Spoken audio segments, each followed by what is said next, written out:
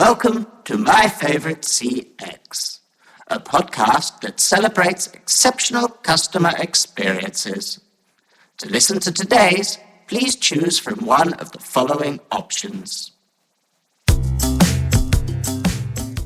Welcome to My Favorite Customer Experience. I'm Chris Holt here at Holt CX Consultancy in the UK, and I'm joined today by Gary Suchley. Gary, welcome to My Favorite Customer Experience. Thank you, Chris. Great to be here. For those that don't know Gary, he's an enterprise account executive at UJET, where he helps customers of all sizes address their CX challenges by merging AI technology with a human-centered approach. Previously to UJET, Gary spent a number of years at 8x8, so he's well versed in the world of cloud and the challenges customers face. So, Gary, why don't you tell us a little bit about yourself and what it's been like moving from 8x8 to a player that's very different in the CCaaS world? I think that's exactly it, Chris. So I was at 8x8 for a number of years, and loved my time there, and I've met some great people and grew through my career ladder, everything around that. Made the move last year, and I think the key thing for me was to have that difference in the market. We know it's a super competitive place at the moment, the whole sort of CX landscape. So to have that angle where I can hopefully address customers' needs in a certain way was what attracted me to UJET. Awesome. In terms of the technology, people know UJET from the Google partnership and the OEM, but tell us a bit more about what UJET does. Yeah, so you're right. So we linked up with Google a couple of years ago, and that was something that the business is really proud, where Google chose us to be their OEM partner for CCaaS. But ultimately, we're more than just an OEM provider. So UJET, we're a CX platform, across self-service, automation, omni-channel, multimodal, all of the things that you'd expect from a full end-to-end CX platform that operates as a standalone business. And we're super channel-centric in our go-to-market also. And when we talk about the market for yourself, obviously you're UK-based. Is it UK and Ireland for yourself, or Europe or EMEA, or what does it look like for you? Yeah, so I guess UK is the focus for me initially in Ireland. We've got some great EMEA and European customers, and that will be a footprint that will continually grow as well. But definitely we've got a keen eye on the UK and Ireland market for the moment. And is it still very much a startup mentality and feel to it? Yeah, I think that's one of the things that attracts me, Chris. I think the ability for us to have that freedom to go and build a business and align ourselves to our customers, I think, is one of the key pieces to why I joined UJET. And I'm really enjoying it.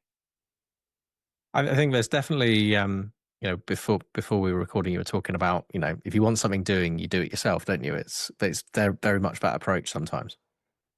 Yeah, have bag, we'll travel type thing, Chris. So yeah, we're very much, we've got an operational mentality. We want to get things done for, our employees, but also our customers. They're the focal point of everything we do. I think that's one of the challenges when you do go from that larger environment down to a smaller one, of like, you might be used to like 10 people being around you doing everything, and then suddenly it's like, all right, you're on your own, but you've also got that freedom to do that on your own and to hone that yourself and build out that region. Yeah, and I think what works really well is because I'm the client-facing account executive. I have a great understanding of hopefully what they're asked and their needs are, so I can filter that back into the business really easily. And ultimately, if I'm the one doing the activity or doing the job for them, then hopefully that should align to what they need. I think that's the thing as well. Being customer centric makes such a difference, and the fact that you can be dynamic and do that. That's something that I always didn't always feel like I had the freedom to do when you're in a bigger organization, because you have that structure. Of course, and there's processes, there's alignment, there's a lot of things that separate you from the customer. And obviously that's the benefit of being that sort of smaller, more agile business, where we can hopefully give our customers what they need faster and quicker. So moving on to the technology. See, for those not familiar with UJET, what's really exciting you in the stack? What can we expect? So I think there's sort of three components that we talk about that, really differentiate ourselves and really make us a little bit different into some of the market players. So we talk a little bit around sort of this mobile first or mobile native approach. And when we talk about that, we're not talking about mobile friendly or leveraging a smaller screen for your iPhone. It's very much about leveraging the device as a data point. We live on these things day in, day out. They harness so much data around us, around our preferences, around our identification. All of these things that the device holds. But typically, in a standard sort of call center or contact center environment, we render that useless because we're calling into a PSTN line. So what we try to do is really utilize that data and utilize the device centric activities they have to make and to personalize that experience. So a great example would be around using the device as a tool would be around authentication. Historically, authentication has been give us your postcode, the last name is your address, all of that sort of stuff, and that hasn't changed in 20 years. But ultimately, we're using things like facial recognition on our phones 100 times a day.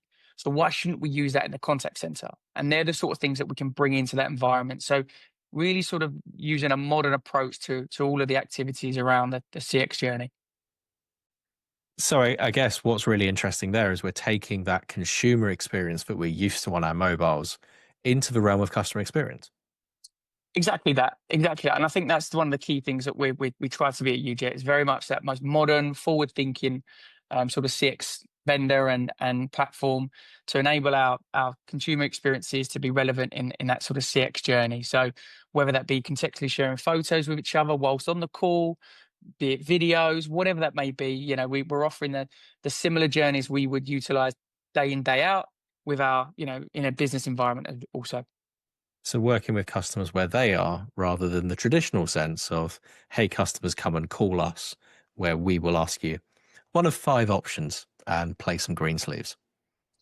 Exactly that. I talked to a customer the other day and was talking about web chat and, was talking about on our website and all the features and functionality we can provide. And then she said to me, when was the last time that you opened your laptop and went on a web chat to speak to a brand? And I was like, yeah, we don't do that anymore. You know what I mean? So it's about where can we meet them on their device of choice, not just the channel. So that's where the multimodal piece comes in, and that's some of the pieces we really focus on with our customers to ensure that the journey is as seamless as it can be. I guess with that in mind, where do you think there's the biggest opportunity to create an exceptional customer experience now? It's a really good question. So I think there's the element you just mentioned there around meeting them where they are. So that we have to have frictionless points of entry, and we have to make it really easy for customers to obtain information, and whether that be elevating an interaction from voice to chat, whether that be using a mobile application and you want to escalate a conversation to voice and having that contained environment. Or whether it be the assistance of AI, automating some of the experiences as well. So, we talk about functionality like Agent Assist and some of the conversational agents that are quite mature now and are getting much better. How can we align them to, not only enhance the agent's experience on the other end, but also harmonize some of the consumer's journeys through your contact center or through your CX as well. And ultimately, the more you can do to remove that friction, hopefully, touch wood as well, the customer won't need to contact you. That's exactly it. And I think that friction or that fear of the friction is what puts people off brands. I know myself, if something goes wrong, the last thing I want to do is to go through a painful process to get the information that I need. So it's gaining the trust around the journeys that they're gonna obtain and go through. And if we can reduce that friction on the point of entry, that generally sets us off on a good stead. I think to touch on that point, I had to contact HMRC recently. For international listeners, that's our tax office, our version of the IRS. And it is known for being a bit of a horror show, a bit of a, you're going to be on hold for 2 hours, that kind of thing. And I'd put it off until like my Friday morning of that week of like, I that's when I need time. I need a 2-hour block just in case. Actually, it wasn't that bad. I didn't get what I needed to resolved. That's another issue. But to your point, that friction, I already knew reputationally that's going to be a long call. That's going to be a call where I have low expectations. Yeah, and I think, like you said, that ultimately affects your interaction with that brand longer term, right? So, would you renew? Would you reinvest in that product or that service based upon that fear that you have around the friction? So, yeah, that's the thing we're trying to help our customers with, and change the perception of their customer experience. And I know there's a lot of talk around turning it into revenue centers and things like that, but I think the first step is around the perception of what they offer from a customer engagement. Absolutely. Well, what we'll do, Gary, is we'll take a little break there. I will place our listeners on hold and we'll come back and ask you about a recent favorite customer experience. Fantastic.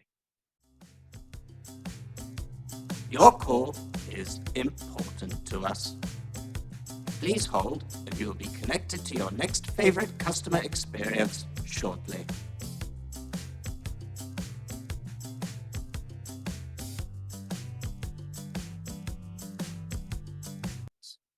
Welcome back to my favorite customer experience. I'm here with Gary Suchley. And before the break, we were talking about how removing friction is a major point within customer experience moving forward.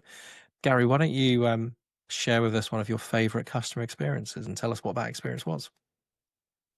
Yeah, it's a good point. So I'm going to change the tone a little bit, and it's quite a distressed customer experience. So one of our utility customers had a big problem around their outreach around power cuts, and notifying vulnerable customers, getting in contact with people that maybe need a little bit more help, and everything that surrounds that, and trying to be as proactive as they can. And one of the ways we helped them with was ultimately by the first port of call was logging the power cut using their self-serve mobile application. And so the challenge was, how can we take that first notification and escalate it as quickly as possible to the customer we think may be at risk. So we worked with their teams and obviously with some of the tooling that we have on the UJET platform. And because we can take the geographic data from the mobile application, what we can do then is link that back into the CRM and create a proactive outreach to reach out to everyone within a 10-mile radius to notify them that they're at risk of a power cut. So either they know that one, we're aware of the power cut and we're on it, or two, it may be coming, and to prepare themselves for that power cut themselves. So what we found with the utility provider was a huge saving, not only in the cost to serve their customers, but also the CSAT increments around the notifications and everything around that. So yeah, a bit of a distressed journey, but one I think we provided real value to, that was really unique to a certain industry and really niche, but ultimately just gives you an idea of the power of that sort of mobile centric approach. I think that's something that I've kind of used as an example when I've been demoing for years. Of, you've got all this analytical data, and you can use it to then go proactively out to those customers in an outage of ISP, utility, or anything like that, where Yeah. it's a vital service to people. What you do as well is you gain the trust of the customer because you show you're on top of it, but you can also then set the expectations. So what you might see, for example, I guess, with those phone calls coming in is people calling up, one, in distress because they have no power. Two, they want to know updates. They want to know if there's compensation. They want to know, all that kind of stuff. What you can do by being proactive is you can settle that expectation, and you can see what other things people are talking about by using the analytics of the platforms as well to say, right, we know there's an issue. There's potentially going to be this. It's potentially going on until this long, and we will contact you every 2 to 4 hours with updates. And what you're actually doing there, whilst it sounds like a lot of work, and in maybe the technology of 10 years ago, we'd look at that and go, oh, that's impossible. But with the technology now, we can absolutely do that. Sending a couple of SMS is pennies, but you're preventing that future cost of those people calling in. And to your point, the CSAT driver of I don't need to worry about this. I'll just go find the candles in the cupboard, and hopefully the kids have got enough data to get them through and enough charge. It really changes that from being, it's a distressful situation, but you're not having to worry about updates. You're not in the dark at all. There's no pun intended there about not in the dark either there, Chris. But you're exactly right. There's channels of choice as well. So, we think of an elderly lady. She maybe perhaps doesn't use SMS or WhatsApp. That may be the voice AI dropping a note on her mobile for them. We can really be flexible around the types of customers that we're talking to and interact with them the right way. But you are right. It's the proactiveness, that getting ahead of the curve, which is ultimately going to define that CSAT, and the piece of data that enables us to drive that stemmed from that mobile application and being able to be that mobile first sort of business. So that just gives you an idea of the art of the possible, that we the sort of companies we can work with. So we talked there about an experience that has helped a company really help customers out in a time of need. What about something from your personal life? I mean, I know people have lots of bad customer experiences. Thankfully, this is not called my worst customer experience, because we'd never stop recording at times. But have you got something you can share with us? So, one of the sort of wow moments for me was last week. I booked a table at a restaurant, and it was it was a voice AI platform. I guess the key thing for that is I didn't think it was human, but I nearly forgot it was a bot. It was as lifelike as I've experienced so far. Even some of the mannerisms and things like that, and it just gives you an idea of where the technology is going and the power of the technology and the industry we work in. So that was one of the better experiences I've had for a long while. And it contained you were able to transact everything you needed to, didn't need to escalate. No, it contained everything. Booked the table. There was a few amendments I needed to make. It done that on the fly as well, and in a really sort of contextual, human-like way. So, it was super powerful. And when you arrived at a restaurant, everything was as you anticipated? Yeah, in line with the booking. All of the amendments were right. So, I can't fault it. It was a really slick, good experience, and ultimately makes you want to rebook, doesn't it? I mean, that's one of the things I often ask is, did it influence your behaviors? And you're already talking about rebooking. Yeah, and I think, like I said, your experience of them as a restaurant or as a brand starts from that interaction, doesn't it? It doesn't start necessarily when you sit at your table. So ultimately, the ease of using the bot to be able to book the table and everything around that makes it so simple. Awesome. Well, hopefully a good meal as well. It was pretty good. Yeah, it was pretty good. Well, there you have it. So restaurants can get return business based on their booking experience, sometimes even more so than the food experience, by the sounds of it. There you go. Invest in AI. Gary, if people want to learn more about you and about what you're doing at UJET, where can they find you? So LinkedIn, so Gary Suchley, UJET.cx, or you can also drop me an email, gary.suchley@ujet.cx as well. Awesome. Well, Gary, thank you very much for giving up an early evening on a nice summer's day to come and talk about a favourite customer experience. No, thank you for having us, Chris. It's been great. Awesome. Thank you very much for listening, everyone. We'll catch you again soon. Thank you for listening to My Favorite CX. Your listenership is important to us. On your keypad, please press a number between 1 and 5 to rank how much you've enjoyed your experience.